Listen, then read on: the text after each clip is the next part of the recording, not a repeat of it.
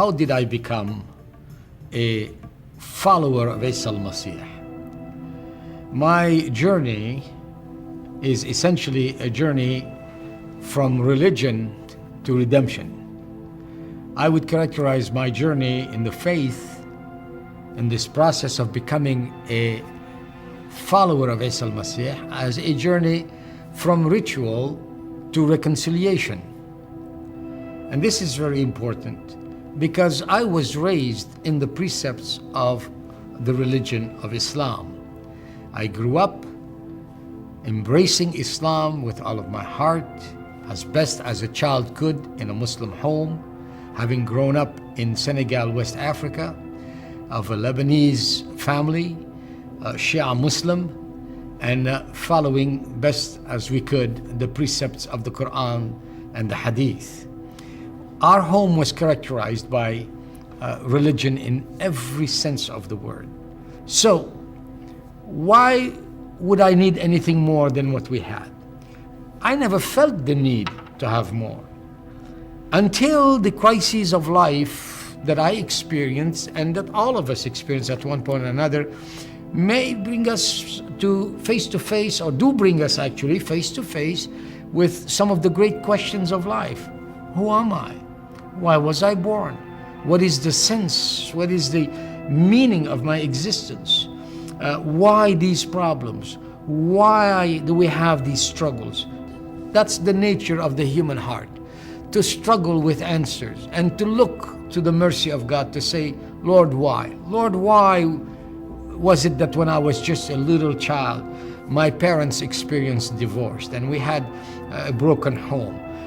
Why did we go through struggles in the context in which I grew up, where someone from my background would despise a black man? And why, though we were all supposed to be Muslims, we were not getting along? I came very early to the understanding that even with all of the noble talk we had about Allah and about religion in the home, all of that did not shut the door to the misery and havoc that sin brings into a family and into a young life. I experienced all of this. And then I embarked on the task of reforming my life, thinking that all that I had experienced, all of the bad things that I went through, had been because I was not walking like a Muslim should. And I began to reform my life by being more careful, reading the Quran, trying to keep the traditions, of course, ritual and everything else that was required. But you know what happened to me? The more I embraced this, the more I tried, the more I began to discover that something simply was not gelling, something was not working. Was the problem just me? Was it that I wasn't doing it right? I began to look at others. I began to look at anyone who called himself a Muslim, whether he called himself a fundamentalist or he called himself a failure. From one F to the other, I looked at the whole gamut of Muslims and every type possible, and I noticed the same thing in their life that was in my life. That there was no assurance of the forgiveness of sin, that there was fundamentally no peace, although we constantly spoke of peace. That honestly, in my heart, as well as the heart of my Muslim friends then, though we said 5 times a day and 1,000 times in other occasions, Ar-Rahman Ar-Rahim, we were never very sure that Allah was on our side. We did not know what He decreed for us. Maybe He decreed evil for us. Maybe He decreed good for us. We did not know. We had no assurance of anything. And in that context, the struggle to reform one's life became a lonely one, an arduous one, a difficult one, at which not only I failed, but honestly, all the Muslims I knew were failing at it. We all know how to have a nice facade of religiosity and speak eloquently to issues if we have to. But the truth of the matter is that Allah sees our hearts, and He saw mine, and I looked at my heart and I knew that I was not finding the answer in religion as such. But what is there more than the deen? What is there more than iman? What is there that I needed that would take me to the next level, to the next step? I did not know. Where would I turn?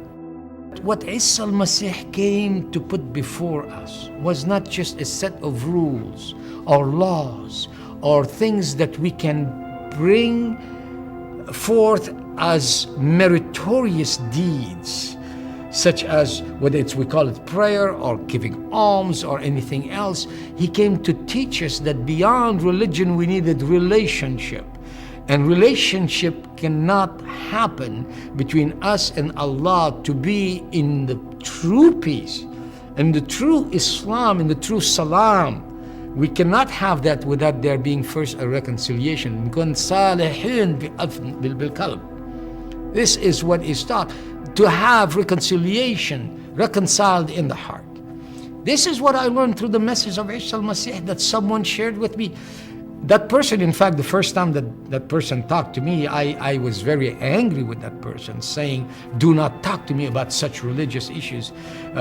Who are you? And that's when I learned that there's a great deal of difference between those who would say that they are following the Bible and those who are true followers of Isa al-Masih. The man talking to me was a true follower of Isa al-Masih. I remember the first time that I heard someone give a khutbah about the Injil, and the man that was preaching that word, I shall never forget how he held up that book, the Bible, that comprises all of the holy revelations of Allah, from the Torah to the Injil, and began to say Allah is the one who gives promises and keeps them, and He is the one who assures us that we can count on what He says. That was a comforting word for me, because he was saying that there are things that Allah says that cannot be simply trifled with, that give actually reassurance. For I grew up in a system where I was never sure if Allah was truly for me. I was taught that Allah is closer to me than my jugular vein. But when I went to the Quran to read that, I found out that this is not speaking about a tender, loving nearness to me, but that it was a warning to those who actually were not being obedient. So I was in fear rather than at peace.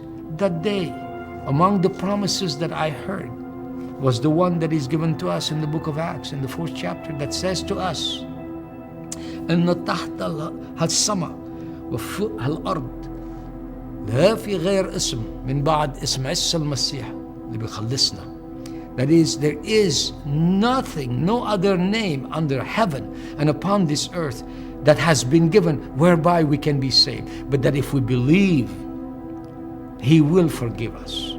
That He is the one who did give His life as a ransom, the sacrifice that Allah provided. That belief pierced my heart. It wasn't something I was looking for. I wasn't thinking, and thank God this was not an invitation for me, so to speak, to switch religions. That's not what it's about. It's not about religion, it's about reconciliation. This is the message of the gospel of the Injil. This is what Isa al-Masih brings us. Reconciliation. So today, to anyone who listens to me, I want to testify that indeed the Injil is true when it tells us La ilaha illallah wa la fi ghair wafi' bayna wa bayn Allah illa Isa al-insan, Isa al-Masih al-insan. That is, there is no God but one God, and there is no mediator between man and God except Jesus Christ, the man. And so that is something today that I want to assure any hearer, that if in faith believing one accepts what the Injil says, you find the solution. My life was transformed by that truth. What I could not find just through the precepts of religion, and it doesn't matter how you call that religion, it could have been any religion. What I could not find through the precepts of religion, I found through ransom, redemption, in the name of Isa al-Masih. I found reconciliation with God that transformed my life and gave me true peace.